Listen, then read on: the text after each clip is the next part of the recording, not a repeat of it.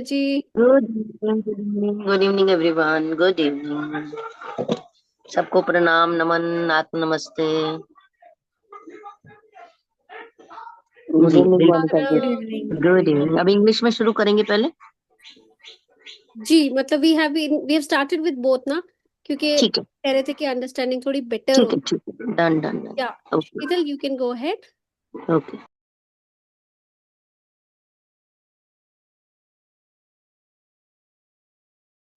Shall we begin? Yes Sheetal. Okay, okay. So, starting with chapter 16, Outwitting the Stars. Mukunda, why don't you get an astrological armlet? Should I, master? I don't believe in astrology. It is not a question of belief. The scientific attitude one should take on any subject is whether it is true. The law of gravitation worked as efficiently before Newton as after him. The cosmos would be fairly chaotic if its laws could not operate without the sanction of human belief. Charlatans have brought the ancient stellar science to its present disrepute. Astrology is too vast, both mathematically and philosophically, to be rightly grasped except by men of profound understanding. If ignoramus muses misread the heavens, and see there a scroll instead of a script, that is to be expected in this imperfect world. One should not dismiss the wisdom with the wise. All parts of creation are linked together and interchange their influences. The balanced rhythm of the universe is rooted in reciprocity. My guru continued. Man, in his human aspect, has to combat two sets of forces. First, the tumults within his being, caused by the admixture of earth, water, fire, air, and ethereal elements. Second, the outer disintegrating powers of nature. So long as man struggles with his mortality, he is affected by the myriad mutations of heaven and earth. Let's move to Hindi.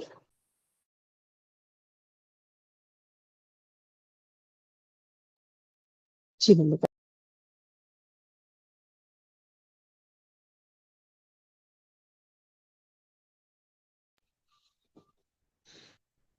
हाँ जी ma'am, कहाँ से है? नया chapter अभी इस पर scroll कर रहे हैं। या चैप्टर 16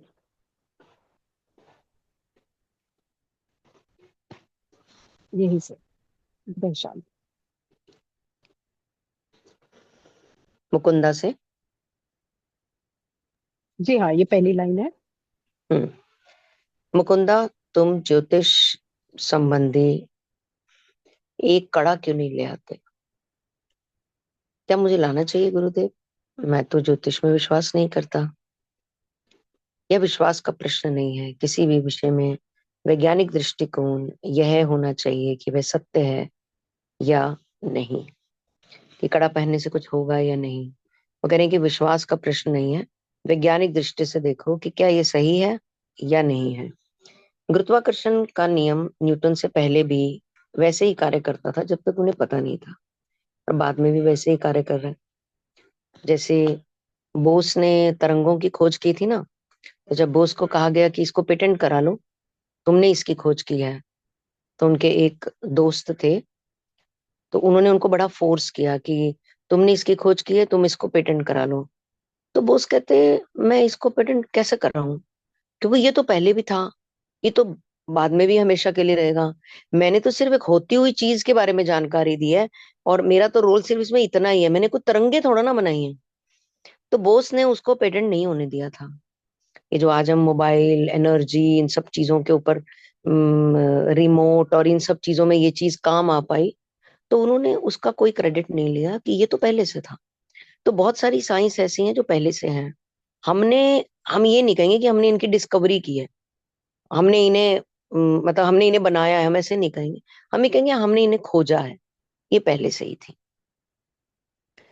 किसी भी विषय में वैज्ञानिक दृष्टिकोण होना चाहिए। जैसे गुरुत्वाकर्षण का नियम पहले भी था, बाद में भी। ब्रह्मांड में अच्छी खासी अराजकता मच जाती यदि उसके नियम मानवीय विश्वास की मान्यता के बिना कार्य ना कर पाते। मनुष्य ने भी उसको अपनी मान्यता दी, अपने विश्वास की मान्यता दी, तभी वो चीजें अच्छे तरीके से कार्य कर पाए। पाखंडित ज्योतिषियों ने प्राचीन ज्योतिष विज्ञान को उसकी वर्तमान बदनाम अवस्था में लाकर रख दिया। यहाँ पर वो ज्योतिषों के लिए, ज्योतिष जो बताते हैं उनके लिए वो शब्द का इस्तेमाल कर रहे हैं। प्राचीन ज्योतिष विज्ञान को उसकी वर्तमान बदनाम अवस्था में, यानी कि वो एक, ये भी एक बहुत बड़ी कला है, नक्षत्रों को देखना, जांचना, उनके बारे में बात करना, सही चीजें बताना, कौन से नक्षत्र कमजोर हैं, कौन से स्ट्रांग हैं, ये भी एक बहुत बड़ी साइंस है। वो कहते हैं उसको बदनाम करके रख दिया, बदनाम अवस्था में लाकर रख दिया। गणितीय और दार्शनिक दोनों ही दृष्टियों से ज्योतिष शास्त्र इतना विराट है कि गहरी समझ वाले व्यक्ति के अतिरिक्त कोई भी उसे ठीक से नहीं समझ सकता। मतलब कि मजाक बना दिया ज्योतिष का। हर कोई व्यक्ति को लगा कि मैं ज्योतिष बन सकता हूँ, मैं ज्योतिषी कर सकता हूँ। तो हर व्यक्ति को लगने लगा कि ये तो एक आसान सा विज्ञान है, 9 घर होते हैं, ऐसे होता है वैसे होता है। सबको लगा ये बस इतना ही है। वो कह रहे कि खेला बहुत विराट है, ये नक्षत्रों का खेला बहुत विराट है। तो प्रेजेंट सिनेरियो में उन्होंने इस ज्योतिष विद्या को मतलब इसकी उसको बदनाम करके रख दिया। ऐसा वो कहना चाह रहे हैं कि अगर मूर्ख और अज्ञानी लोग भी ग्रह तारों के संकेतों को समझ नहीं पाते और अर्थ का अनर्थ कर देते हैं, तो वह इस अपूर्ण जगत में अपेक्षित ही हैं। कि वो एक अपूर्ण जगत में बैठे हुए हैं, जो अगर उनको तारों नक्षत्रों की सही पोजीशन समझ में नहीं आती और वो अर्थ का अनर्थ कर देते हैं, कुछ भी बोलते हैं, कुछ भी करते हैं। अब जो व्यक्ति परेशान अवस्था में आता है, वो परेशान अवस्था में अपनी बात रखता है, अपने मन की बात रखता है, और उसको जो कहा जाता है वो विश्वास करके उसको सही मानता है, क्योंकि वो उसका सोल्यूशन लेने के लिए वहां पर आया था। तो वो बोलते हैं कि अगर पूरा ज्ञान नहीं होता तो अर्थ का अनर्थ भी कर सकते हैं, और अपूर्ण जगत में रहते हैं वो, अपेक्षित ही है। ऐसे ज्ञानियों के साथ ज्ञान को भी मिथ्या नहीं है। तो अगर ऐसे ज्ञानी अगर ज्ञान के साथ खेला कर रहे हैं, तो हम ये नहीं कहेंगे कि ज्ञान मिथ्या हो गया, कि वो जो ज्ञान था वो मिथ्या हो गया। ज्ञान मिथ्या नहीं हुआ है, ज्ञान को हैंडल करने वाले जो व्यक्ति हैं उन्होंने मिथ्यापूर्ण तरीके से उसको हैंडल किया है। ज्ञान की सच्चाई तो वहीं की वहीं रहेगी, ज्ञान तो वैसा ही रहेगा, नक्षत्र तारों की पोजीशन तो वैसी रहेगी, किस तारों की पोजीशन में किस नक्षत्र में क्या होता है वो तो वैसे ही रहेगा। बताने वाले ने अगर मिथ्यापूर्ण तरीके से बता दिया तो अर्थ का अनर्थ हो सकता है। वे इसको कहना चाह रहे। जी मैम, आगे भी पढ़ा आपने। जी। सृष्टि के सभी अंग एक दूसरे से जुड़े हुए हैं, सब कनेक्टेड हैं, सब एक दूसरे पर प्रभाव डालते हैं। छोटी से छोटी चीज, बड़ी से बड़ी चीज एक दूसरे पर प्रभाव डालती है। आपने किसी की तरफ एक नजर उठाकर देखा, हल्का सा स्टेयर कर दिया, उसका प्रभाव अलग होगा। आपने एक मिठास भरी नजर से देखा, प्रभाव अलग होगा। आपने देखा ही नहीं तो प्रभाव अलग होगा। मतलब एक छोटी सी हरकत के हजारों करोड़ों मीनिंग निकाल लिया जाता है। हर व्यक्ति दूसरे की उपस्थिति परिस्थिति पे प्रभाव डालता है, और ये बहुत सामान्य है। और सब किसी ना किसी तरह से एक दूसरे के साथ कनेक्टेड है। आपके सामने से कोई क्रॉस करके चला गया, उसने आपको देखा और चला गया, उसने आपको विश नहीं किया, उतने में ही तकलीफ हो जाती है। इग्नोर करके चले गए, मुझे देखा भी, पूरा भरा पूरा देखा ऊपर से नीचे तक, विश भी नहीं किया। लोगों के बड़े भाव हो गए। मतलब आदमी ऐसे जजमेंटल की दरिया में बहने लग जाता है, इतना डूब। देखिए ऐसी तो, ये तो एक बात, ऐसी तो करोड़ों बातें रोज होती हैं। अगर हम अपनी ब्यूटीफुल एनर्जी को, अपनी बहुत ही पावन एनर्जी को अगर ये सब चीजों में लगाने लगे कि इसने मुझे नमस्ते नहीं की, उसने मुझे पूछा नहीं, इसने मुझे देखा नहीं, उसने मेरी इज्जत नहीं की, तो सोचो फिर मैं अपनी एनर्जी जो मेरे पे लगनी चाहिए थी, मेरी ग्रोथ पे लगनी चाहिए थी, वो इधर उधर टुकड़ों में बट गई। और डे के एंड में लगा कि आज तो कुछ हुआ ही नहीं, क्योंकि आपने सारी दुनिया को जजमेंट करने में एनर्जी लगा दी। तो सृष्टि के सब अंग एक दूसरे से जुड़े हुए हैं, एक दूसरे पर प्रभाव डालते हैं, और परस्पर आदान प्रदान ही ब्रह्मांड की संतुलित लयबद्ध गति का मूल आधार है। मेरे गुरु कहते गए। आज एक अलग ही चैप्टर खुल रहा है, आज थोड़ा सा बहाव अलग दिशा में चल रहा है।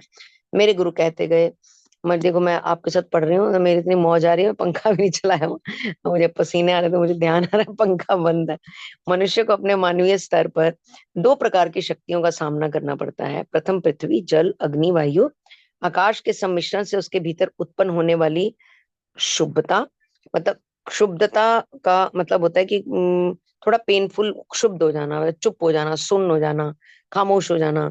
उसके लिए ये वर्ड, मैं क्षुब्ध रह गया उसको देखकर, मतलब मैं सन्न रह गया, मैं चुप हो गया, मैं कुछ बोल ही नहीं पाया, स्तब्ध हो गया।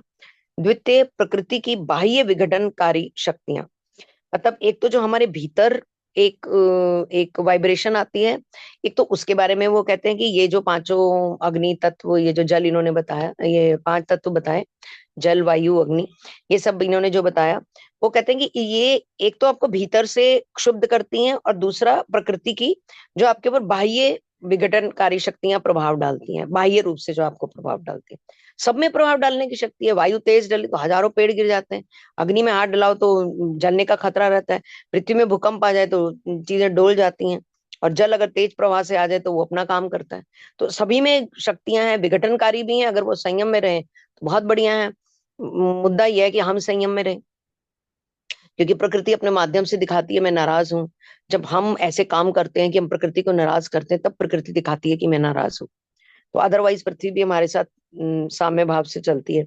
और जब तक मनुष्य अपनी मानवीय सीमाबद्धता के साथ संघर्षरत रहता है, वो मानवीय रहता है। मानवीय, मानवीय सीमा मतलब अपनी औकात में रहना, मतलब कि सही तरीके से जिंदगी को जीना, सही तरीके से प्रकृति का इस्तेमाल करना, सही तरीके से जल का इस्तेमाल करना, सही तरीके से धरती का इस्तेमाल करना, उसको प्रदूषित ना करना।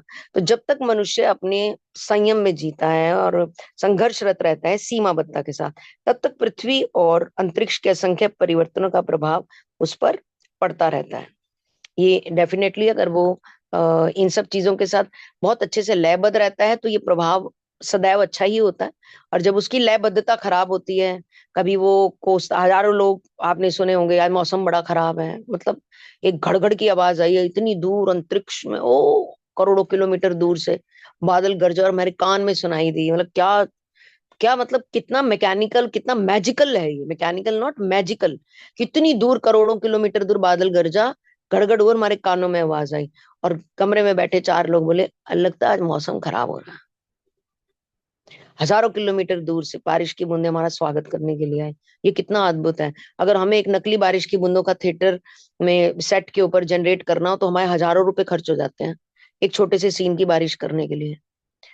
हजारों रुपए हम स्पेंड कर देते हैं, और यहाँ पर करोड़ों किलोमीटर दूर से बारिश हमें, मतलब अपनी तरफ से हमें अपना प्रेम जताने के लिए आई है, और हम कह रहे हैं मौसम खराब हो गया, अब तो पानी कीचड़ मच जाएगा, गंद पड़ेगा, ये होगा वो होगा।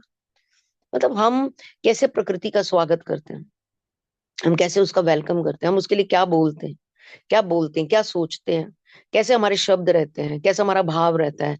तो वो सुन रहा है सब कुछ, हर चीज सब कुछ सुन रही है। हम जल के साथ कैसे बिहेव कर रहे हैं, धरती के साथ कैसे बिहेव कर रहे हैं, हम अग्नि के साथ, वायु के साथ किस तरह से, उसके आज तो बड़ा है, आज तो बड़ी गर्म हवा थी, आज तो अरे गर्म हवा से गेहूं पक रही है भाई।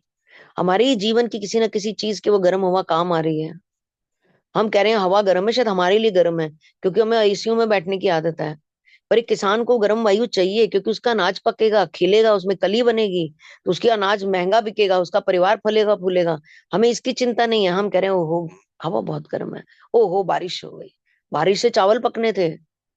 समझ रहे हैं? जो चीज एक एक तरफ के लिए आपको लग रहा है कि ये यहाँ पे कुछ मतलब आपके हिसाब से ठीक नहीं हो रही है, क्योंकि कुछ भी गलत और कुछ भी सही नहीं है, सब कुछ बढ़िया है। किसी के लिए बढ़िया है, किसी के लिए बढ़िया नहीं है। सिर्फ हम ये कह सकते हैं गलत और सही कुछ भी नहीं।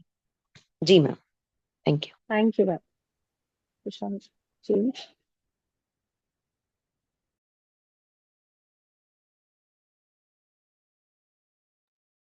Shall I read? Or you I'll would? read. I'll read. Yeah, yeah. I'll Okay. continue for some more time. A child. No. Astrology. Astrology is the study of man's response to planetary stimuli. The stars have no conscious benevolence or animosity. They merely send forth positive and negative radiations. Of themselves, these do not help or harm humanity, but offer a lawful. कुछ कहना है प्रसाद? बोलो. Sorry to interrupt, पर if you और मोनिका जी, मैं confusion last line मेरे को clear नहीं हो रही. So long as man struggles with his mortality.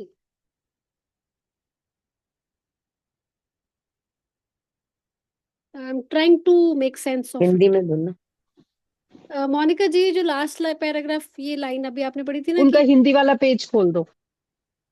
अच्छा ओके. और या चलो आई विल डू दैट.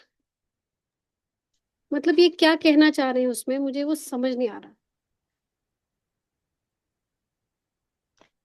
जब तक जब मनुष्य अपनी मानवीय सीमाबद्धता के मानवीय सीमाबद्धता के साथ संघर्षरत रहता है, तब तक पृथ्वी और अंतरिक्ष के असंख्य परिवर्तनों का प्रभाव उस पर पड़ता रहता है।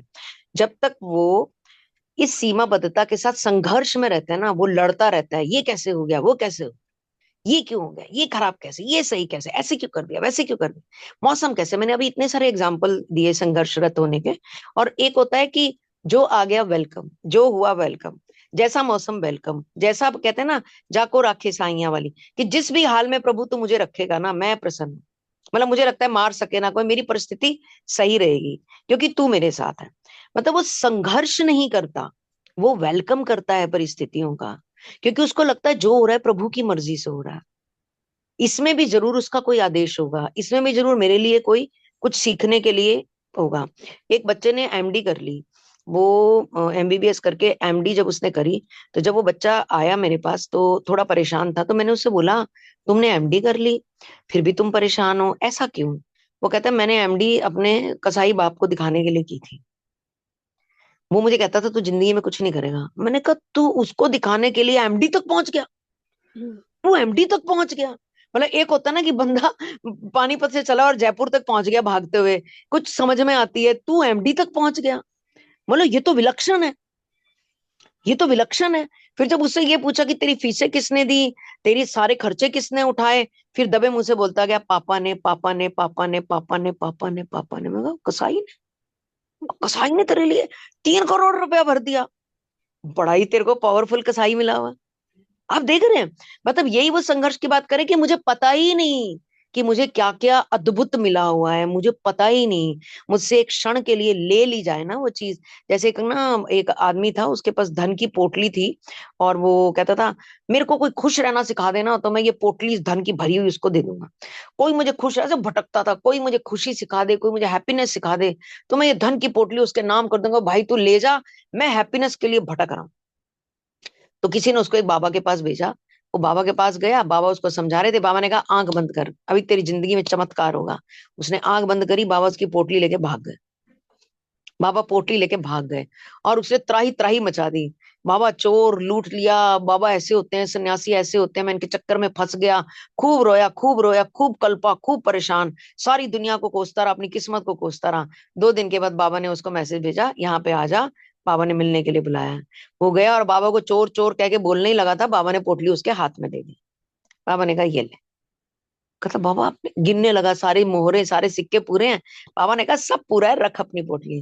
तो बोला बाबा ये क्या था, आपने मुझे पोटली वापस कर दी, फिर आप लेकर क्यों गए थे। कहते 2 दिन क्या तू सो पाया खुशी से, क्या तुझे चैन मिला। वो कहता है नहीं, मैं खूब तड़फा इस धन के लिए। कहते ये धन तो पहले भी तेरे पास था, अब भी तेरे पास है। जब पहले तेरे पास था तब तेरे पास ये तड़फ और रिस्पेक्ट नहीं थी इसके लिए, तेरे पास प्रेम नहीं था इसके लिए, तू इसकी वैल्यू नहीं कर पा रहा था।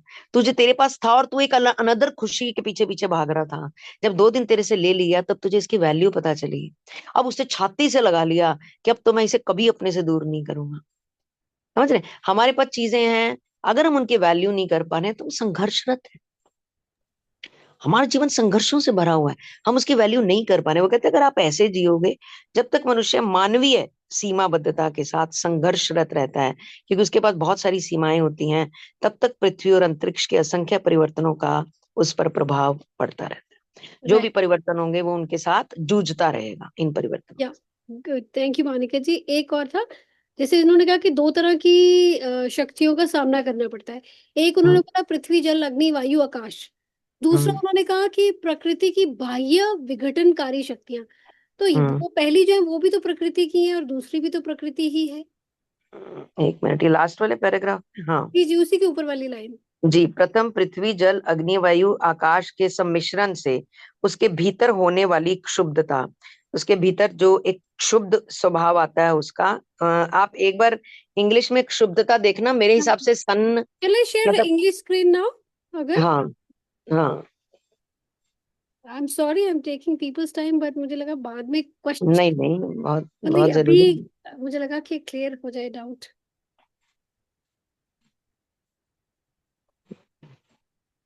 This is man in his human aspect has to combat two sets of forces. First, the tumults within his being caused by उसके attraction अंदर of. ट्यूमल्स का मतलब उसके अंदर उठने वाली भंवर या क्या चीज बोलोगे आप इसको? हाँ, उथाल चढ़ाव, जो भी tumults within his अच्छा, being. क्षुब्धता, मतलब क्षुब्धता, एक एक उसके अंदर जो सवालों का एक वो प्रश्न सा उठता है, मतलब प्रश्नों का जो एक घेरा सा उसके अंदर बनता है, ये कहना चाहोगे इसे? या tumult मतलब किसी भी तरह का घेराव या परेशानी या क्वेश्चन, अच्छा जो जिसको आप अच्छा कह अच्छा। रहे हो। केओस होता है ना, केओस। यहाँ यहाँ क्योस क्योस क्योस। एक्चुअली में ये बात आ रही है कि बात हो रही है कि द बैलेंस रिदम, मैं पीछे से थोड़ा सा लेती हूँ। Man, all parts of creation are linked together. The hmm balanced rhythm of the universe is rooted in reciprocity. Reciprocity means आप किसी चीज के एवज में सामने से वही बिहेवियर जब उम्मीद करते हो ना, तो रेसिप्रोकल हो जाता है। मैंने आपको मुस्कुरा के देखा, आपने भी मुझे मुस्कुराया, तो हम्म आपने रेसिप्रोकेट किया। तो ये बैलेंस होती है आपकी जीवन की रिदम। तो यहाँ वो बोल रहे हैं कि उनके गुरु ने कहा, man in his human aspect, जीवन जो है, एक इंसान को यहाँ पे ह्यूमन एस्पेक्ट पे बोल रहे हैं, यानी कि जब वो भगवान का रूप नहीं है, जब वो इंसान योनि में ही है, उस हम्म एस्पेक्ट में उसको दो तरह की चीजों से लड़ाई होती है। एक उसके अंदर की लड़ाई, जो उसके इन पांच तत्वों का जो वो स्वरूप है। अब मोनिका जी जैसे बता रहे थे, कोई भी तत्व अपने फियर्सेस्ट फॉर्म में होगा तो नुकसान ही करेगा। वही चीज हमारे अंदर है। जब हमारे अंदर हम्म आग, अग्नि तत्व बढ़ जाता है तो हम परेशान होते हैं, या एसिडिटी हो गई, या गुस्सा बढ़ गया, या वो सारी चीजें। इसी तरह से बाकी तत्वों का भी अगर हिल जाना हमें प्रॉब्लम देता है। तो पहली चीज तो इंसान अपने अंदर के इन पांच तत्वों से जूझ रहा है। दूसरी चीज वो कह रहे हैं कि जब इन सारी चीजों से ये केओस बन रहा है, ट्यूमल्स मतलब केओस बन रहा है, नॉइज हो रही है, परेशानी हो रही है, तब दूसरी चीज है the outer disintegrating powers of nature. Nature की जो बाह्य तरीके से जो डिसइंटीग्रेटिंग पावर है, यानी कि तबाही मचाने वाली भी जो पावर्स हैं। अभी आजकल स्टॉर्म बहुत आ रहा है, चीजें टूट रही हैं, पेड़ गिर रहे हैं, तो सात आठ गाड़ियां खराब हो रही। ये डिसइंटीग्रेशन ही तो हो रहा है। चीजें जो संजो के रखी हुई है वो सारी डिसइंटीग्रेट हो रही है। ये बाह्य पावर है। तो एक इंसान जब मनुष्य योनि में है, वो इंसान अंदरूनी पावर्स को भी कंट्रोल में रखने के बैलेंस में जूझ रहा है, और बाह्य पावर्स को भी बैलेंस करने के लिए जूझ रहा है। जो लास्ट लाइन आप समझना चाह रहे हैं हम सब, so long as the man struggles with his mortality, mortality मतलब उसका खुद का जो जीवन है। एक हम कहते हैं ना, वी आर मॉर्टल्स, हमें मरना ही है एक दिन। हम बॉडी के पॉइंट ऑफ व्यू से मॉर्टल्स हैं, हम आत्मा अमर है लेकिन हम मॉर्टल हैं। जब तक हम इस चीज से जूझते रहेंगे ना, तब तक जो नेक्स्ट लाइन है, he is affected by the myriad mutations of heaven and earth. Mutation of heaven and earth क्या होता है? जब कोई चीज आपस में दो तत्व टकराते हैं और एक नया तत्व बन जाता है। म्यूटेशन केमिकल रिएक्शंस को कह सकते हैं, डीएनए चेंजेस को कह सकते हैं, एक नई स्पीसीज का जन्म होना कह सकते हैं। ये होता है म्यूटेशन। अब यहाँ बात हो रही है म्यूटेशन ऑफ हेवन एंड अर्थ। अगर आप चैप्टर पे ध्यान दें, ये एस्ट्रोलॉजी के ऊपर जा रहा है चैप्टर। तो हेवन एंड अर्थ का म्यूटेशन, यानी कि जब तक इंसान अपने आप को प्रभु से एकाकार नहीं मानेगा, एक वननेस में नहीं जिएगा, तब तक वो इस तरह की जो लाइफ में चेंजेस हो रहे हैं ना, उनसे डिस्टर्ब नहीं रहेगा। फिर वो ग्रह शांति की पूजाओं में भी पड़ा रहेगा, ग्रहों के जो मीनिंग्स है उसका एक एक्चुअल मीनिंग नहीं समझेगा, उसको कैसे रिस्पॉन्स दे रहा है वो सब बिगड़ जाएगा उसका। उसको कोई पंडित कुछ बोल देगा, वो उसके एवज में कुछ गलत ही रिस्पॉन्स निकाल लेगा। यानी कि वो एस्ट्रोलॉजी की भी गहराई को समझेगा नहीं, क्योंकि वो लड़ कहाँ रहा है, वो अपने जीवन मरण के चक्र में लड़ रहा है। तो एस्ट्रोलॉजर्स को भी वो समझ नहीं पा रहा। जो हेवन और अर्थ के बीच की जो साइंस है, और जो रीडिंग्स है, जो इंटरप्रिटेशंस है, वो चीजें समझने के लिए भी जूझता रहेगा। वो वहां पे भी फंसा रहेगा, वहां पे भी केओस होगा, वहां भी स्ट्रगल होंगी, and he will be affected by that. इसीलिए जो कम समझ के लोग होंगे ना, वो एस्ट्रोलॉजी को इनडायरेक्टली कह लो या अननोइंगली मिस इंटरप्रेट कर जाएंगे और डर जाएंगे उससे। मुझे याद है, जब मैं टैरो रीडिंग के लिए किसी इवेंट में गई और किसी से मैंने पूछा, would you want a reading, उन्होंने कहा मुझे डर लगता है। आई वाज मैंने सरप्राइज, चक्कर ये में डर वर्ड क्यों यूज लगता है? करते हैं कि इसके चक्कर में नहीं पड़ना, ऐसा नहीं, वर्ड उनको यूज लगता है करते पता नहीं, कुछ आप ऐसा ना बता दो जो हैं। हमें बता फॉलो दो, हाँ। करना मुश्किल लगे और हाँ। हमें बंद, मतलब एक बंदिश लगे। ये भी एक प्रॉब्लम है। तो मतलब कम समझ होना भी एक प्रॉब्लम है। तो यहाँ सबसे कम समझ इंसान की क्या है कि वो अपने आप को यही नहीं मान रहा कि वो एक है, भगवान का हिस्सा है और वननेस में है। तो ये जो हेवन और अर्थ की जो म्यूटेशन है, मीन्स जो प्रकृति के थ्रू हेवन हमें मैसेजेस दे रहा है, जो चीजें बदल रही है, एक कैटरपिलर से बटरफ्लाई बन रही है, ये म्यूटेशन है। उस चीज को नहीं समझ रहे हम डर रहे हैं कि आज शनि भगवान इस ग्रह में चले गए तो क्या होने वाला है, मतलब वहां पे भी हम अफेक्ट हो रहे हैं। तो थोड़ा बहुत यहाँ पे मुझे इतना इस ढंग से समझ में आया है कि हम क्यों इफेक्ट हो रहे हैं, कैसे हो रहे हैं, और म्यूटेशन का क्या मतलब है। थैंक यू अभी ना लेकिन रेखा जी, थैंक अभी ना तुषार, टीवी में ना जी मैंने बताया था हमारे घर में 6-7 दिन से बागेश्वर धाम जी के ही वीडियोस चल रहे हैं। जी। तो अभी वही चल रहे थे, तो वहां पे वो कन्हैया जी आए हुए थे जो खाटू श्याम जी के भजन गाते हैं। तो वो काफी जोशीले भजन गाते हैं। तो पहली बार आए वो बागेश्वर धाम। तो वो भजन जब गा रहे थे तो दुनिया ना, वो भजन ही ऐसे गा रहे थे।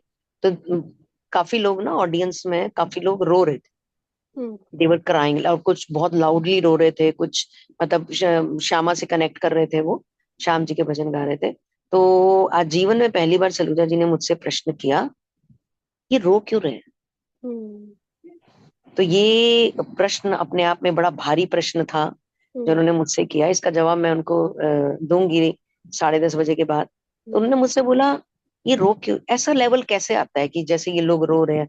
अब मैं भी सुन रहा हूँ, मुझे तो ऐसे ये रो रहे हैं कि क्या कर रहे हैं, या ये ड्रामा कर रहे हैं? अगर रो रहे हैं तो ये सच में रो रहे हैं या ये क्या चीज है?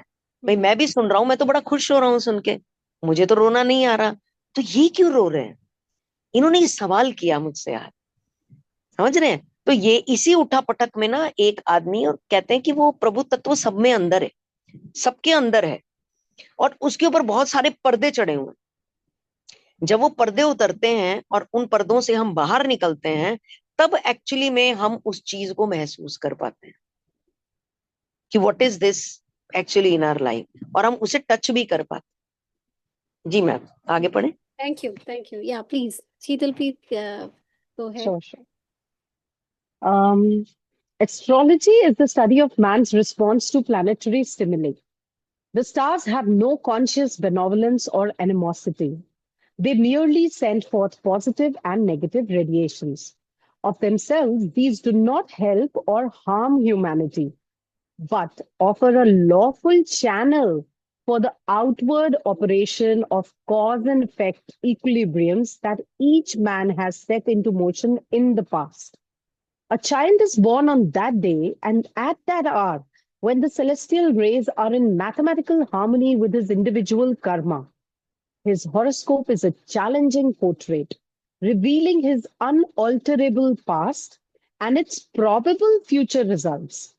But the natal chart can be rightly interpreted only by men of intuitive wisdom. These are few. यहीं तक लेते हैं पहले हिंदी में. Tushar, change the screen. 2 paragraph ही लेते हैं. हिंदी में लेते हैं ना इसको थोड़ा सा. Or do you want me to read more? You want ये वाला टेकअप फर्दर करना है Acha, या? I'll read one more paragraph. One more. Okay. The message boldly blazoned across the heavens at the moment of birth is not meant to emphasize fate, the result of past good and evil, but to arouse man's will to escape from his universal thraldom.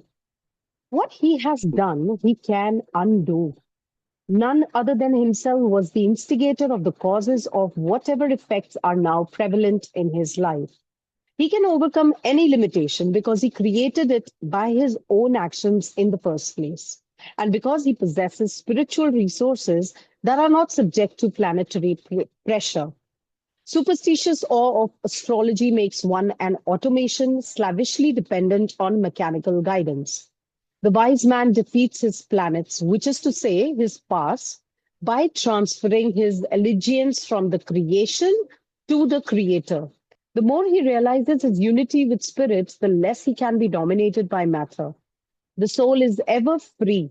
It is deathless because birthless. It cannot be regimented by stars. Yes, Tushar.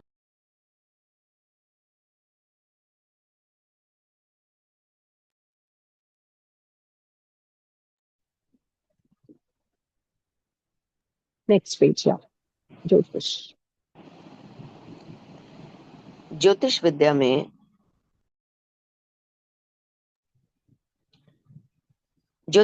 में ग्रहों के प्रभाव के अंतर्गत मनुष्य की क्या प्रतिक्रिया होगी, इसका अध्ययन किया जाता है कि उसके ग्रह कैसे चल रहे हैं। उधर तेरे ग्रह बहुत बढ़िया चल रहे हैं, लगता है तेरे ग्रहों का चक्कर चल रहा है कोई।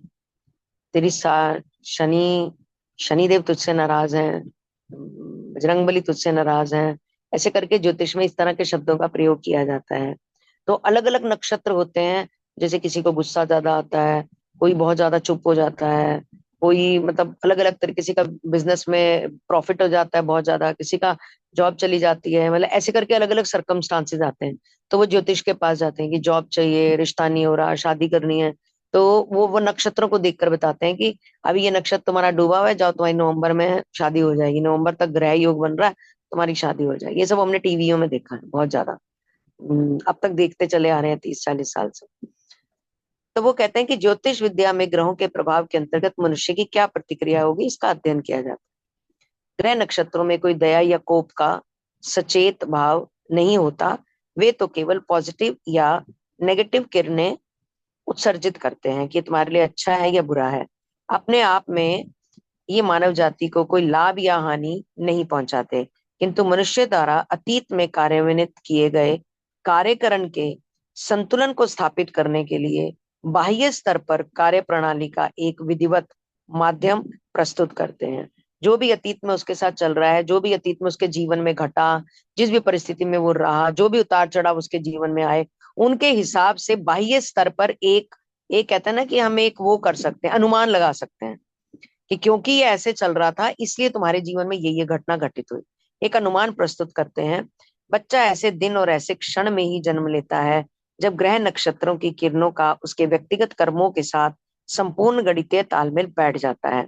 उसकी जन्म कुंडली उसके अपरिवर्तनीय अतीत और उस अतीत के संभावित भावी परिणामों को दर्शाने वाली एक चुनौतीपूर्ण आलेखन होती है।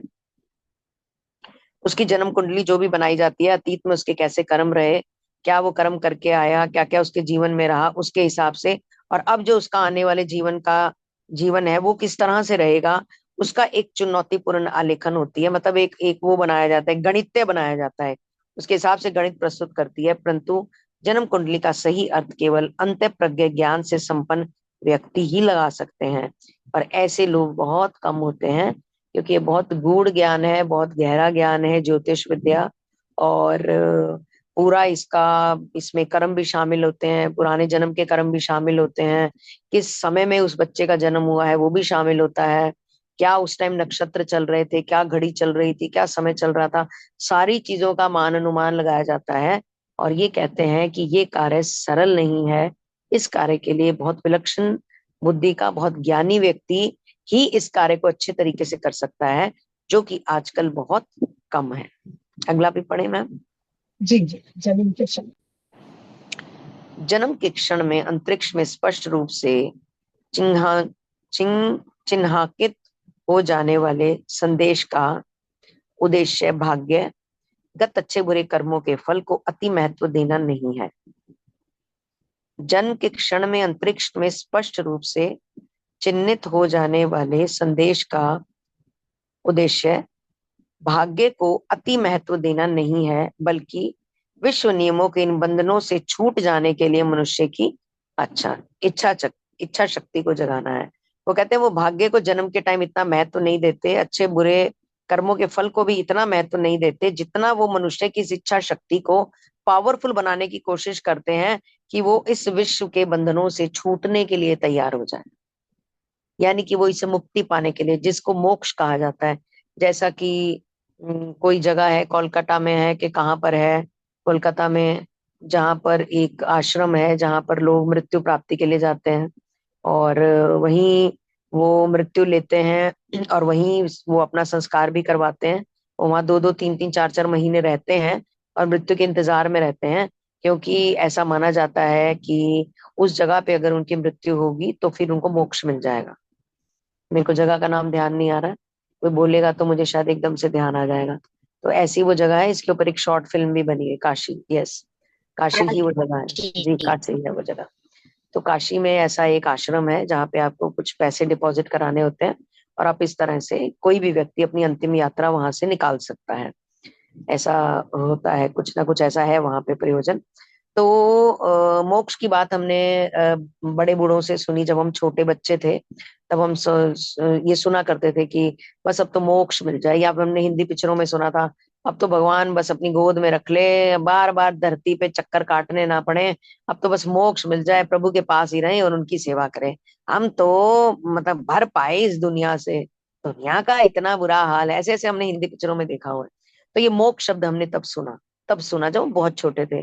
फिर हम जवान हो गए, और जब हम यंग हो गए तो फिर मोक्ष वोक्ष तो कहीं धुल गया, और हम समय की गतिबद्ध हो गए, हम समय के साथ साथ दौड़ने लगे। हम मोक्ष शब्द ही हमारे दिमाग से बिल्कुल सफा छट गायब ही हो गया, और हम जीत के पीछे भागने लगे। जिसको कहते हैं ना कि प्रखरता के पीछे भागने लगे, उज्जवल रोशनी प्रकाश, और हमारी गति बहुत तेज हो गई, आसपास की चीजें पेड़ भी दिखने हमें बंद हो गए थे। स्पीड इतनी बढ़ गई, नौकरी बच्चे शादी परिवार, बच्चों की पढ़ाई उनके टेस्ट उनके नंबर, और हर चीज में हम खोते चले गए, और मोक्ष एक चिड़िया बन के उड़ गया हमारे जीवन से। फिर अचानक से 55 के होते होते मोक्ष हमें फिर हमारे कानों में सुनाई देने लगा। जैसे यूं लगा जैसे कोई पुराना सा रिश्तेदार कहीं उड़ गया था और वापस घोंसले में वापस आया हो। ऐसा सा महसूस हुआ ये शब्द सुन के, और अब ये शब्द अक्सर सुनने में आ रहा है। अब लग रहा है कि अच्छा ये एक शब्द था जो हमने बचपन में सुना था, और ये शब्द होता है कि जिन्हें मोक्ष मिल जाता है, जो प्रभु के द्वार पे चले जाते हैं, वो ना स्वर्ग में जाते हैं ना वो नर्क में जाते हैं, ना वो धरती पे दोबारा आते हैं, वो बैकुंठ धाम चले जाते हैं। जिन्हें मोक्ष मिलता है और वहां ईश्वर की सेवा में लिप्त हो जाते हैं। फिर वो वहां जन्म दर जन्म दर जन्म दर जन्म वो ईश्वरीय सेवा में, क्योंकि ईश्वर उनको चुनते हैं मोक्ष के लिए, उनका चुनाव किया। ऐसे कहने से कि भगवान बस मोक्ष दे दे, से मोक्ष नहीं मिलता, से मोक्ष नहीं मिलता। उसके लिए बहुत कुछ करना पड़ता है मोक्ष की। वही जैसे हस्बैंड ने सवाल किया कि ये रो क्यों रहे हैं, अंतरात्मा की तलहटी तक डूब जाना पड़ता है, उसके प्रेम में उसके इश्क में डूब जाना होता है, एकाकार हो जाना होता है। जो अभी बोला शीतल ने कि हम एकाकार नहीं होते, हम प्रभु के साथ एक स्वरूप नहीं होते, हम उन्हें अलग और खुद को अलग मानते हैं। हम आत्मा और परमात्मा के मिलन को नहीं महसूस कर पाते, तब तक हम सेपरेट रहते हैं। और जिस दिन हम दोनों शक्तियों को एक महसूस करने लगते हैं, तब उस चीज के बाद हमें अपनी बॉडी में तरंगे भी महसूस होती हैं, हमें अपनी बॉडी में रोशनियां भी दिखती हैं, हमें लाइट्स भी दिखती हैं, और हम सुपर पावर, जैसे कहीं भजन चलेगा आपकी आंखों से आंसू आने लग जाएंगे बिना बात के। आप बोलोगे भगवान रुला क्यों रहे हो, भगवान रुलाने वाली क्या बात है इसमें, आपको पता ही नहीं, आप हिचकियां भर भर के रो रहे हो, आपको पता ही नहीं। वो वाले मोमेंट्स हैं कि जब आप ऐसा कह सकते हो कि आप उस सुपर पावर के साथ कनेक्ट हो, और वही मोक्ष की दशा होती है, उसे ही हम मोक्ष की दशा कह सकते हैं। और इन नियम बंधनों से छूटने के लिए मनुष्य की इच्छा शक्ति को जगाना कि इस बार मनुष्य जन्म दिया है, इस बार द्वार खोल रहा हूं तेरे मोक्ष के, बुद्धिमता से जीवन जीना और कुछ ऐसा करना कि तुझे मोक्ष मिल जाए। पर जैसे ही धरती पे आए, आंख खुली, स्लेट साफ थी, कुछ लिखा नहीं हुआ था, उसके ऊपर चीजें लिखनी शुरू हो गई। किसी ने डर बीजा, किसी ने साहस बीजा, किसी ने रोशनी दिखाई, किसी ने अंधेरा दिखाया, किसी ने थप्पड़ मारा, किसी ने ठुड्डा मारा, किसी ने सजाया, किसी ने नहलाया, किसी ने खिलाया, और स्लेट के ऊपर बिलीफ सिस्टम बनते चले गए जब बार बार बार बार बार बार चीजें हुई। ठीक है ना। और फिर व्यक्ति उसी में डूब गया, और वो भूल गया कि वो तो मोक्ष लेने आया था यहाँ पे।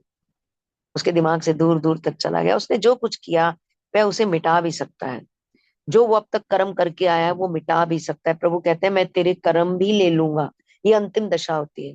नहीं तो पूरी गीता में प्रभु ने कहीं नहीं कहा मैं तुम्हारे कर्म ले लूंगा। एक स्तर पर आकर प्रभु कहते हैं कि मैं, अगर तू मेरी अनन्य भक्ति में डूब गया, अगर तू मेरे साथ अनन्य रूप से जुड़ गया, तो मैं तेरे कर्म भी ले लूंगा। ये लिखा हुआ है, भागवत में भी लिखा हुआ है, गीता में भी लिखा हुआ है। पर वो चरम स्तर होगा, चरम स्तर। वो सामान्य स्तर नहीं होगा, निम्न स्तर नहीं होगा, वो चरम स्तर होगा कि जब मेरी एक एक श्वास भी उसका नाम ले रही होगी, और मेरी एक एक श्वास ये कह रही होगी कि मेरा अस्तित्व तेरी वजह से है, मैं तो कुछ भी नहीं। ये वो वाला स्तर होगा, वहां पर मोक्ष भी मिलता है, और प्रभु कर्म भी कटाते हैं। वो कहते हैं उसने जो कुछ भी किया है प्रभु उसे मिटा भी सकता है। उसके जीवन में अभी जो भी परिणाम सामने आ रहे हैं, उसके कारणों को उकसाने वाला भी वही है। तूने एक कहा मैं दो बोलूंगा, तू दो कह, तू मेरे से चार ले, तूने एक झापड़ मारा मेरे से 10 लियो, उकसाने वाले भी हैं। मैंने 4 बार घंटी मारी, दरवाजा क्यों नहीं खोला किसी ने, इतने पे ही आदमी भड़क के अंदर घुसता है घर में। 4 बार मेरे पास आते हैं काउंसलिंग के केसेस, उसमें एक मेल का ये था, मैम ये जान के नहीं खोलती, इसको पता है मैंने 6 बजे आना है, ये कुंडा पहले से खोल के रखे। वो कहती है मैं सेफ्टी के लिए, इस बात पे झगड़ा हो रहा है कि मैं 4 बार बजाता हूँ ये दरवाजा नहीं खोलती, ये जानबूझ के नहीं खोलती। मतलब वो अपने ही विचारों में उलझे हुए हैं, लड़ रहे हैं, भिड़ रहे हैं। मोक्ष तो पता नहीं कहीं तेल ही लेने चला गया, या कर्म तो पता नहीं कहाँ ही चले। वो कहते हैं हम इतना इतनी अधम अवस्था में आ जाते हैं कि उकसाने वाले भी हम ही हैं। हम चाहे तो चीजों को शांत भी कर सकते हैं, बैठ के बात भी कर सकते हैं कि मैं थका हुआ आता हूँ, मैं टायर्ड होता हूँ, प्लीज ट्राई टू अंडरस्टैंड। ये बात हमने जीवन में 40 साल में हम कभी नहीं करते हैं, ये कम्युनिकेशन कभी नहीं करते, तो उकसाते हैं परिस्थितियों को। वह किसी भी सीमा को पार कर सकता है, क्योंकि प्रथम तो उस सीमा का सृजन उसने अपने कर्मों से ही तो किया है। जो भी चीजें उसकी जिंदगी में आ रही हैं वो उसके कर्मों से ही तो आई हैं। जब वो उनका सृजन कर सकता है तो वो उनको हटा भी तो सकता है। सुनैना मैम बताती हैं फ्री विल के बारे में, मैंने उनके मुख से ही सुना था कि एक हमारे पास फ्री विल भी होती है। हम भगवान से जब सवाल करते हैं ना कि इतनी बुराई है, ये प्रभु ये भी तो तुमने ही बनाई है, अगर अच्छाई तुमने बनाई है, बुराई भी तो तुमने ही बनाई है। प्रभु कहते हैं हाँ मैंने बनाई है, मैंने सब चीज बनाई है, बट मैंने तुम्हें फ्री विल भी दी है। चॉइस तुम्हारे पास है कि तुम्हें यहाँ जाना है कि वहां जाना है, ये चॉइस तुम्हारी है। मैंने तो सब ओपन किया हुआ है तुम्हारे लिए। एक सीमा तक 16-17 साल तक आप अपने बच्चे को रोक लोगे, 18 साल तक रोक लोगे, उसके बाद आप नहीं रोक पाओगे। उसके बाद तो उसका वैल्यू सिस्टम ही उसको रोकेगा या नहीं रोकेगा। 18 साल तक आपका कंट्रोल उस पर चल सकता है, उसके बाद नहीं चलेगा, बिल्कुल भी नहीं चलेगा। स्वयं अपने कर्मों से ही किया है, वही उसके पास आध्यात्मिक संसाधन भी हैं, तो किसी ग्रह नक्षत्र के दबाव में नहीं होते। ये जो आध्यात्मिक चीजें होती हैं, हम हर क्लास में डिस्कस करते हैं। जिनके घर में भी बच्चे हैं, बच्चे नहीं मन हम बड़े भी हैं, तो हमें अध्यात्म से जुड़ना है। हमें अपने बच्चों को भी जोड़ कर रखना है। बच्चों को भी ये वाले संस्कार जो ईश्वर से जुड़ने वाले संस्कार हैं। कहते मैम क्या ऑर्थोडॉक्स बना रहे हो आप अपने बच्चों को, क्या माला करवाते हो जवान बच्चे से, मैम क्या कर रहे हो आप। जो ऑर्थोडॉक्स, वो ऑर्थोडॉक्स नाम इसको देते हैं, ऑर्थोडॉक्स के बॉक्स में डाल दिए गए इन चीजों को। उन्हें ये नहीं पता कि जब इस तरह की चीजें करी जाएंगी तो बच्चा शराब नहीं पिएगा, बच्चा मांस नहीं खाएगा, बच्चा इन व्याधियों से दूर रहेगा, बच्चा चोरी नहीं करेगा, बच्चा किसी के पैसे पे बुरी नजर नहीं रखेगा, बच्चे में द्वेष नहीं पलेगा, बच्चा जलन से बाहर रहेगा, इस तरह के कंपटीशन कंपैरिजन से बाहर रहेगा। वो किसी को भी देखेगा तो उसकी प्रोग्रेस देख के वो उसको ब्लेस करेगा कि चलो बहुत बढ़िया, खूब ग्रो करें। इस लेवल तक खुद को ले जाने के लिए और खुद के बच्चों को ले जाने के लिए हमें अध्यात्म से जुड़ना ही पड़ेगा। चाहे हम माने, चाहे ना माने, और चाहे हमारा दिल करे और चाहे दिल ना करे। दिल ना करे तो भी हमें अध्यात्म से जुड़ना ही पड़ेगा, अगर हम एकाकार जीवन चाहते हैं तो। और एंड इसे करूं, अगर हम मोक्ष चाहते हैं तो। जी ma'am, thank you. Thank you so much, Monica. Tushar आगे का भी पढ़ लिया था। Have we read it? Okay, one हाँ, moment. 2 पैराग्राफ अरे ओके, तो मुझे लगता है रेजिमेंटेड आज बाय डिस्कशन का स्टार्स टाइम तक। नहीं रहेगा, तो हम टेकअप करते हैं इसी को कंटिन्यू। हाँ, बस जितना पढ़ा है उतना खत्म कर या लेते हैं। 2 पैराग्राफ, यस। 2 मोर पैराग्राफ। मोनिका जी आप म्यूट पे हैं। ज्योतिष शास्त्र के प्रति अंधी श्रद्धा व्यक्ति को यंत्रवत बना देती है। ज्योतिष के लिए अंधी श्रद्धा करना कि जो पंडित जी ने कह दिया वही करो, वैसे ही करो, उसी तरह से करने लग जाना, वो उनको थोड़ा मैकेनिकल सा बना देती है, यंत्रवत बना देती है। जो अपने हर कार्य के लिए यांत्रिक मार्गदर्शन का दास बन जाता है कि अब तो जो पंडित जी कहेंगे अब तो वही करना है, पंडित जी कहेंगे तो होगा, नहीं कहेंगे तो नहीं होगा। ऐसे वाला एक उनका कनेक्शन बन जाता है उनके साथ, वो उनका दास बन जाता है। बुद्धिमान मनुष्य सृष्टि के बदले सृष्टा में अपनी निष्ठा रखकर अपने ग्रहों को और अतीत को मौत दे सकता है। कितनी बड़ी और गहरी बात उन्होंने कर दी, कितनी बड़ी बात उन्होंने कर दी कि कोई इन सब के पास जाता है और इन सब के पास अपना इलाज ढूंढता है, और कोई कहता है कि तू सीधा वहीं से कनेक्ट हो जाना जिसने सृष्टि को बनाया है, जिसने सृष्टि को बनाया उसी से कनेक्ट हो जाना। जब उस सृष्टा से ही कनेक्ट हो गया तो फिर ये सब तो, ज्योतिष भी तो उसी ने बनाया, ये विद्या भी तो उसी की बनाई हुई है, नक्षत्र भी तो उसी के बनाए हुए हैं। तो तू उसके साथ कनेक्ट हो जाना, उसको मना ले, उसको अपने साथ कनेक्ट कर ले। तो अगर उनको कनेक्ट कर लेगा तो तू किसी भी तरह के अपनी जो भी दुष्प्रभाव वाले ग्रह हैं और जो भी तुम्हारा अतीत है, जो भी कार्मिक यात्रा अतीत की रही है, तुम उनको उनको मौत दे सकते हो, उन्हें खत्म कर सकते हो। जितना अधिक परमात्मा के साथ अपनी एकात्मकता का उसे ज्ञान होता जाता है, उतना ही प्रकृति का उस पर प्रभाव, उतनी ही प्रकृति भी उसको सताना कम कर देती है, जितना वो प्रभु के साथ। जैसे जिनके घर में लड्डू गोपाल जी होते हैं, मतलब नॉट लड्डू गोपाल जी, ऐसे और भी कोई भी जिनके साथ भी वो कनेक्टेड है, हम कई बार जब उनके विग्रह को अपने हाथ में लेते हैं, जैसे उनको स्नान कराने के लिए, या उनको मेनली तो स्नान कराने के लिए लेते हैं हाथ में, तो जब हम उनको अपनी गोद में लेते हैं, तो बिल्कुल ऐसे उनको ट्रीट करते हैं जैसे एक जिंदा बच्चा होता है ना, एक जिंदा बच्चा जैसे जैसे महसूस होता है आपको, एक जिंदे बच्चे की फीलिंग महसूस होती है ना, ऐसे इमोशन फील होते हैं। आप उनको ऐसे ऐसे पकड़ते हो केयरफुली कि झटका ना लग जाए, वो नीचे ना गिर जाए, वो ऐसे ना हो। और जब आप उनको नहलाते हो या उनको वस्त्र पहनाते हो, तो आपकी आंखों से आंसू लगातार निकलते हैं। जब आप उनके साथ कनेक्ट हो जाते हो, एक कनेक्शन फील करते हो कि हाँ, he is a body, he is a body. और हम तभी तो हमने लड्डू गोपाल रखे हुए हैं, तभी तो हम कनेक्ट होते हैं उनके साथ, कि हाँ, ये एक बच्चा है जो प्रभु का छोटा स्वरूप है और हमारे घर में है। तो इस तरह की चीजें जब आप फील करते हो, ऐसी ऐसी इमोशंस आप फील करते हो, तब आपको पता चलता है कि हाँ, आप इनके साथ कनेक्टेड हो।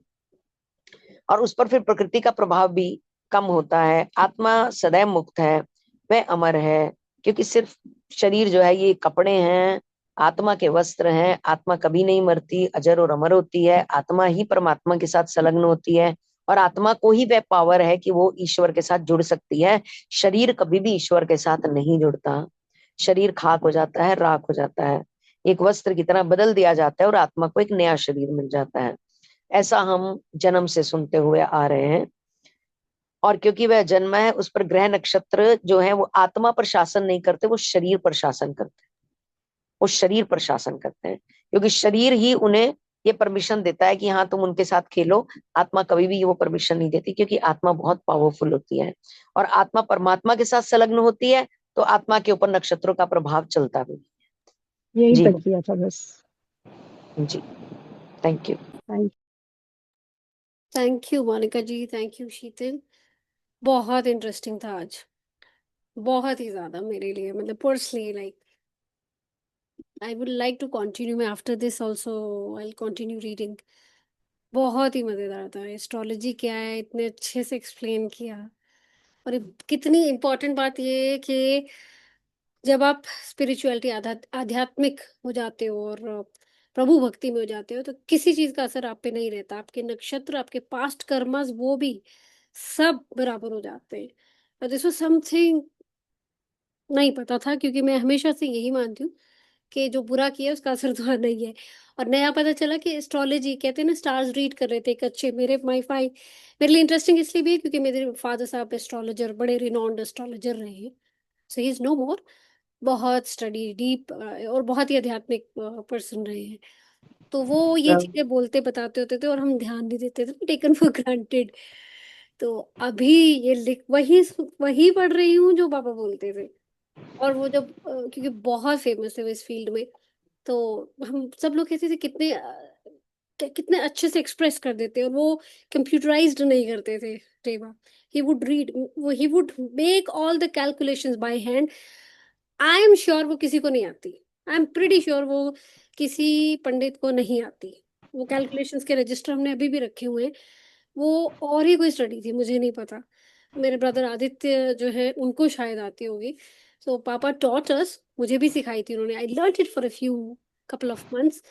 और लेकिन फिर मेरे पापा चाहते थे हम सीखें ये चीजें। उन्होंने सिखाई, कोशिश तो की, लेकिन हम बेवकूफ बहुत रहे हैं, उतना अच्छे से टेकअप नहीं कर पाए। और ये चीज कि एस्ट्रोलॉजी है कि आप स्टडी कर कैसे, कोई भी अच्छा पंडित कैसे स्टडी कर लेता है, क्यों? क्योंकि ये बड़ी क्लियर लाइन है, इसी में अभी पढ़ी है हमने, कि जो आपकी कुंडली है वो आपके पास्ट कर्मा के कॉन्सिक्वेंसेस पे बनती है। ये भी नहीं पता था, ये भी नहीं पता था कैसे बनती है। उसी के कॉन्सिक्वेंसेस बनती है, और जो आपने किया है वही आपको आगे मिलेगा। कॉन्सिक्वेंशियल है, इसलिए कुछ और अलग हो ही नहीं सकता। अलग करना है तो आपको भगवान भक्ति में, उसमें जुड़ना पड़ेगा। वहां से सारे असर, सारा नक्षत्रों का या आपके कर्मों का सब वो हट जाता है। ये बहुत बहुत ही बड़ी लाभ। ये जो हटने वाला लिखा है ना तुषार, जी यहाँ पे हम थोड़ा सा इसको मिस वो ना करें। जी। ये हटने वाली जो पोजीशन है, ये अद्वितीय सीमा है, ये हम्म। चरम सीमा है। ये मतलब आप देखो करोड़ों में से 15 या 20 या 25 या 100 ये कर पाते होंगे उस चरम सीमा तक पहुंचना।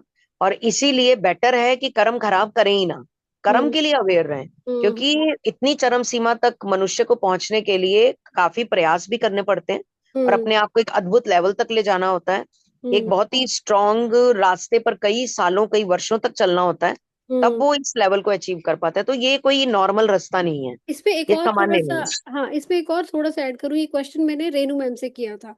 विल जस्ट वाइंड अप, हाँ 2 मिनट। मैम मैंने सेम क्वेश्चन रेनू मैम से किया था, बिकॉज प्रेमानंद जी महाराज को सुनती रहती हूँ, तो वहां पे कोई उनसे क्वेश्चन किया कि सिर्फ क्या प्रभु भक्ति से ही मैं मुझे मोक्ष प्राप्त हो जाएगा? तो उन्होंने कहा 200%। अगर तुम राधे राधे, या कोई भी जो कोई भी करता है वो तो राधे राधे करते हैं, तुम राधे राधे करो कि तुम्हारा जीवन सफल है, सिर्फ राधे राधे। मेरे को ये बात क्योंकि प्रेमानंद जी ने कही तो मैंने 100% मानी। मेरे पास लॉजिक नहीं था। लॉजिक के लिए मैंने रेनू मैम से क्वेश्चन किया, मैम ये कैसे हो सकता है?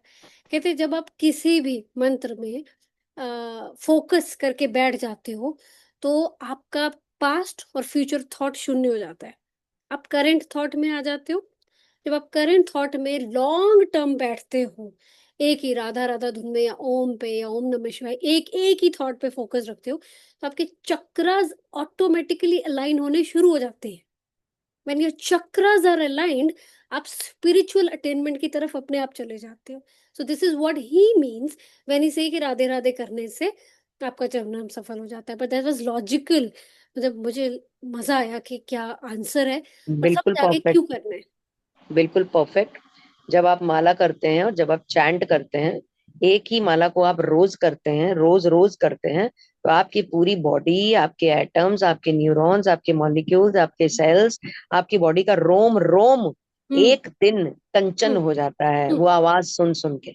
और एक कंडीशन मैम ने बोला कि जब आप ये कर रहे हैं, तो आप बीच में, जैसे मोनिका जी आप बताते हैं ओ सब्जी बना ली, और देखिए कुकर की सीटी बज गई, वो नहीं होना चाहिए।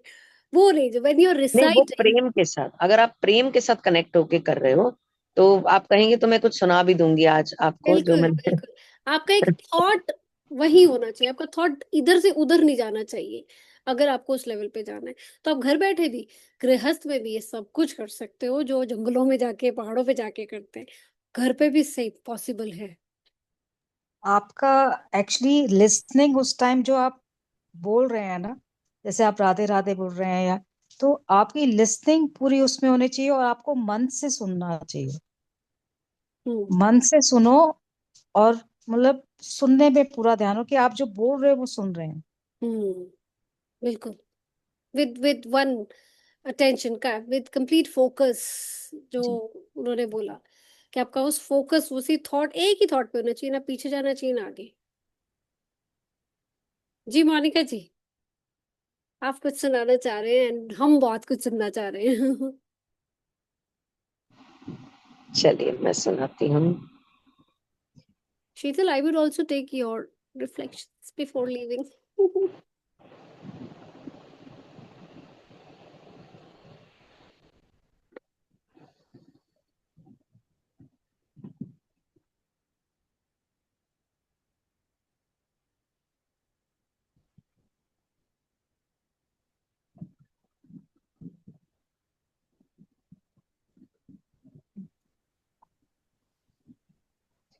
तुम मोनिका जी बुद्धि सुना हो, रहे हैं ना पहले। हाँ, तुम बुद्धि हो, तुम ज्ञान हो,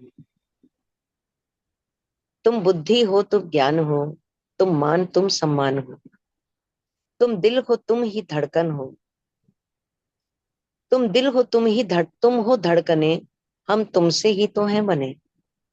तुम नीला सा आसमान हो, तुम बुद्धि हो, तुम ज्ञान हो, तुम मेरे मन के गीत हो, तुम हार, तुम ही जीत हो, तुम धीर, तुम गंभीर हो, तुम प्रेम, तुम ही पीर हो, तुम ही मेरे अभिमान हो, तुम बुद्धि हो, तुम ज्ञान हो, तुम सार, तुम आभार हो, तुम द्वेष, तुम ही दुलार हो, कण कण में तुम ही व्याप्त हो, तुम पूर्ण हो, पर्याप्त हो, तुम भक्ति, तुम ही ध्यान हो, तुम बुद्धि हो, तुम ज्ञान हो, तुम अणु हो, तुम विस्तार हो, तुम अणु, तुम विस्तार हो, तुम कांटे तुम ही बहार हो, तुम सांसों का आगाज हो, तुम मधुर मंगल साज हो, तुम तो हमारी जान हो, तुम बुद्धि हो, तुम ज्ञान हो, तुम स्पर्श हो, तुम अर्श हो, तुम स्पर्श हो, तुम अर्श हो, तुम विरह तुम ही आकर्ष हो, तुम शब्द तुम ही निशब्द हो, तुम अंत तुम प्रारब्ध हो, तुम धरती का कल्याण हो, तुम बुद्धि हो, तुम ज्ञान हो, तुम्हें लाखों बार प्रणाम हो, तुम बुद्धि हो, तुम ज्ञान हो, तुम बुद्धि हो, तुम ज्ञान। हरे कृष्ण। ब्यूटीफुल। वाह वाह, इरशाद इरशाद, वाह। बहुत ही बढ़िया, बहुत बढ़िया मोनिका जी, वेरी यही प्रभु हैं, यही वो ईश्वर है। और हरे कृष्णा, यही वो ईश्वर है। और उनके साथ जितना गहरे में उतरते जाएंगे, नाइस। आज मुझे ये शब्द शायद मैंने भी कई बार बोले होंगे कि वो तो बड़ी ऑर्थोडॉक्सी फैमिली है। जब हम छोटे होते थे, हमें नहीं पता होता था, हम घोर अज्ञानी थे, हम घोर अज्ञानी।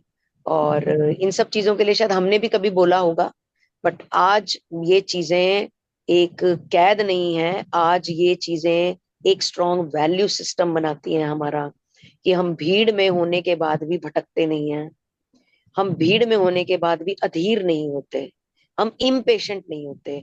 अगर हम गॉड से किसी भी तरह से कनेक्ट रहते हैं, उस सुपर पावर से, हम कभी भी जीवन में गलत नहीं कर सकते हैं। क्योंकि हमें कर्म, देखो हमारी गीता हमें क्या बता रही है, हमें कर्म ज्ञान बता रही है। एक व्यक्ति को अगर कर्म ज्ञान पता चल जाए तो वो कर्म कांड से बाहर आ जाएगा।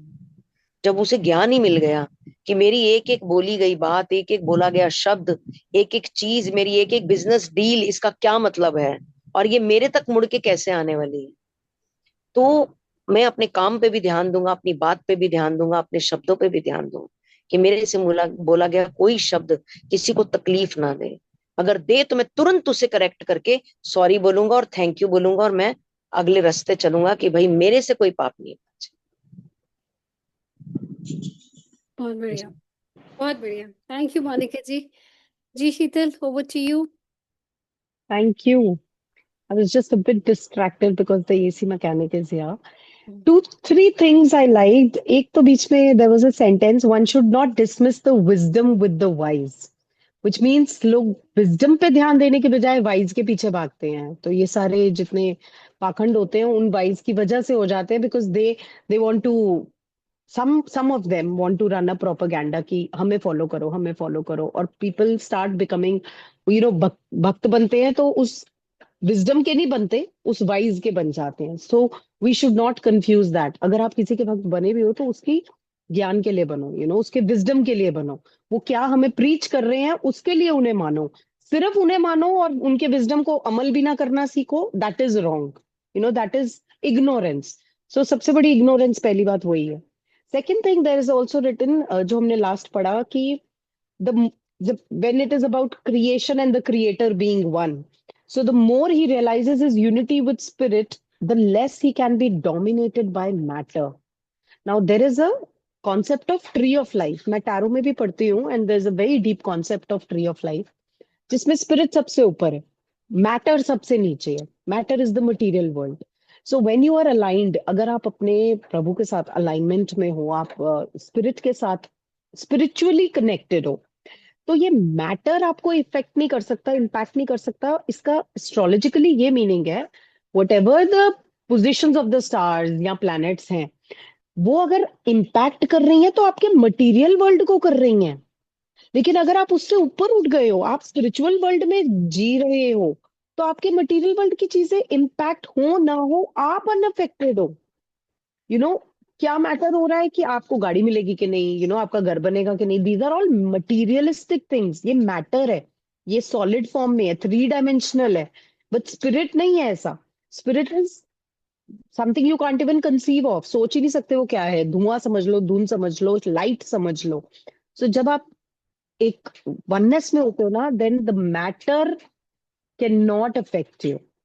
सो astrology can not impact to a level जब आप स्पिरिचुअल हो जाते हो। तो यहाँ का है कि spirituality is not subject to planetary pressure, planets का भी प्रेशर होगा ना, तो भी स्पिरिचुअलिटी का कुछ नहीं बिगाड़ सकता। विच मीन्स इस एक सेंटेंस में उन्होंने स्पिरिचुअलिटी को एस्ट्रोलॉजी से सुप्रीम बता दिया। उन्होंने एस्ट्रोलॉजी को एक साइंस तो माना, बट ब्लूप्रिंट के लिए, कि आपका ये ब्लूप्रिंट है कॉज एंड इफेक्ट के हिसाब से। तो वो कॉजेस थे, कर्मास थे, whatever, and this is the blueprint you are born with. Now use your free will and move above the ladder, climb up, go to that spiritual self. और वो self जो है आपकी एस्ट्रोलॉजिकल सेल्फ से भी ऊपर है। That is what I understood till now. So Yeah, या thank you. beautiful. Thank you Sheetal, thank you so much. And think जो आपने शेयर किया उसको मैं रिकॉर्डिंग तो है, उसको दोबारा सुनूंगी। थोड़ा सा डिस्ट्रैक्ट हो गई थी, बच्चे आ गए थे, because I really don't want to miss what you are मैं शेयरिंग। शेयर करती हूँ। आज मैंने बहुत थोड़ी कहानी सुनी, पर मैं एक कहानी मेरे जी जी दिमाग में आ गई। जी जी जी। भूमिका जी, जस्ट मेक इट क्रिस्प। अब कौन कौन शेयर कर रहा है? नहीं, अब बस आप ही तो करेंगे मैं, क्योंकि टाइम बहुत कम है। हाँ, तो मैं बहुत थोड़े शब्दों में बताती हूँ। कहानी सुनी सबने होती है फिलहाल, पर बस ये है कि ध्यान आ जाए तो सबको आ जाती है बोलने जी से। Okay, ask me, you also Valmiki want to share right Valmiki ji के आफ्टर ऊपर भूमिका जी। वाल्मीकि जी के ऊपर कहानी है कि वाल्मीकि जी की अपनी पहली डेस्टिनी में चोर थे, और वो चोरी डकैत थे, एक तरह से वो डकैती किया करते थे। और एक बार, एक जब उन्हें उनका टाइम बदला, तो गुरुजी आए उनके पास, उनसे बोले कि जाओ तुम अपने घर में पूछो कि तुम डकैती करते हो तो तुम्हारी डकैती से कितने लोग तुम्हारा पाप तुम्हारे अपने सर पे लेने को तैयार। तब वो घर पे गए तो उन्होंने पूछा तो कोई भी नहीं तैयार हुआ। फिर उन्होंने कहा कि तुम खाली राम नाम जपो। तो उन्होंने बोले अगर राम नाम नहीं आए तो मरा मरा जपो, पर जपते रहो। और तुम फिर उसके बाद फिर वो वाल्मीकि जी की कहानी सबको पता ही कि वो राम के गुरु तक बने थे, और रामायण भी उन्हीं के द्वारा लिखी गई। तो ये डेस्टिनी का अंतर ये होता है कि जब इंसान को समझ में आ जाए तो कितना चेंज हो जाता है, ये वाल्मीकि जी की कहानी से ही समझा जा सकता है। Thank you ji. Beautiful. Thank you, Bhumika ji, for sharing. Yes, Asnia, you had your hand raised. I'm so blessed to join this today. You know what happened today morning? I was traveling to Gurgaon. I had my law exam and I was looking at somebody. Somebody looked at me and I felt instantly, oh my god, so much of energy I'm throwing on that person. And फिर उसके बाद somebody asked me, why are you doing law? I said ऐसे ही intuition आया तो कर लिया. So she was asking, but you're an astrologer, tarot card reader. I said, हाँ, so what? God told me do it. I just did it. So now, when I'm here sitting with this, I was feeling so connected that how everything was there in mind today morning, and by this time, he is telling me that how important you are for me. Whatever you thinking, doing, I am telling you all of it now. So that's so amazing. आज तो मुझे भी लग रहा है मुझे book निकाल के आज पढ़नी पड़ेगी. You must. You. Role of intuition. मैंने सुनैना को मैसेज डाला, मैंने कहा you are missing one important session, but उसका एक ऑलरेडी इम्पोर्टेंट सेशन चल रहा है। तो I तो really feel blessed that कि मैं अभी मेट्रो से आ रही हूँ, रास्ते में ही हूँ, and still I feel like अच्छा 7 बज गए, let me walk in, let me where just do go you and stay see. आस्निया? Are you in Delhi? Yes, right now I'm in Delhi, Paschim Bihar, and I had my exam in Gurgaon. So I was there and then I came back. Then tomorrow also I have exam. So I was just thinking, wow, yeah, this is somebody's, not somebody, it is Almighty who is holding our hand every moment. Yeah. आज तो बड़ा blessed session, मतलब मुझे भी truly feel हुआ। बहुत अच्छा लगा, बहुत अच्छा. बहुत अच्छी ऐसे चीज। लगा जैसे हमारे लिए ही है, क्योंकि हमें ना कितने तो डाउट्स आते थे कि यार हम क्या कर रहे हैं, एस्ट्रोलॉजी भी कर रहे हैं, टैरो भी कर रहे हैं, फिर so much of healing, emotional healing, पता नहीं क्यों ही कर रहे हैं. बट नाउ आज फील हुआ यार it was all meant for you, and that's the reason we are here. Yes, Wow. Absolutely. And I'm so blessed. Thank you so much, guys, for keeping this on. I really, and please forgive me. Sometime I'm traveling, sometime I'm doing that, and I'm just joining in. Please forgive me for all of it. Treat it as his will only then. I know. Life is real wet. और मैंने देखा जब भी आप आते हो ना तो आप उसी सेशन में इतना खुश होते हो कि आज मुझे यही चाहिए था, आज हाँ, मैंने भी यही नोट किया चाहिए है। था। उनको ऐसा लगता है कि ये वाला तो मेरे लिए ही था। और यू नो, जब भी Exactly. आपको वी रोज ऑल लगेगा। कनेक्ट टू दैट, या। और So असली अगर आप true. भी टैरो रीडिंग करते हो तो आप तो ट्री ऑफ लाइफ समझ ही जाओगे बहुत बहुत Of easily. course. You know, that is what I So felt true. Today. So true. So true. Great. And it is all our connection, that how beautifully he has planted us here together.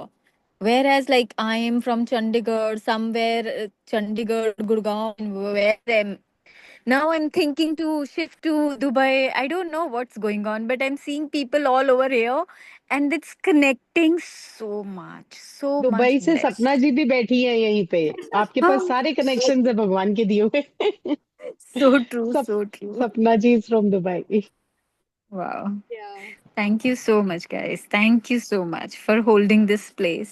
Thank you. Thank you, Atnya, for coming and giving your time whenever you're able to make it. Thank you. And thank you, everyone, for giving us your time, for being here so that we can conduct the session. So it's a privilege that you guys are here for us for 1 hour. सच में All बहुत to कुछ days. मिलता है, बस यहाँ बहुत कुछ मिलता है, बहुत कुछ मिलता है, बस सोचने की बात है।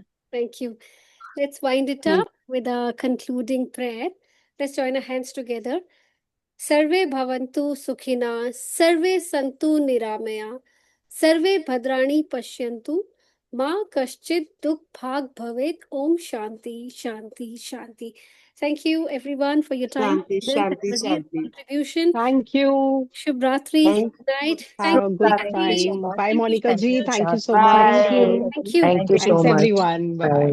Bye. Thank you, everyone. Bye.